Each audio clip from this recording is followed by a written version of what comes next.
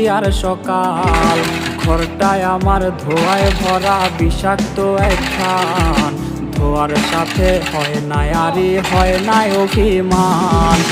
আবেগ দিয়া নেশার নৌকায় পাংখা লাগাইছি, মাতাল হইয়া পিয়ার কোচে পারি জমাইছি। আবেগ দিয়া নেশার নৌকায় পাংখা লাগাইছি, মাতাল হইয়া পিয়ার কোচে পারি জমাইছি।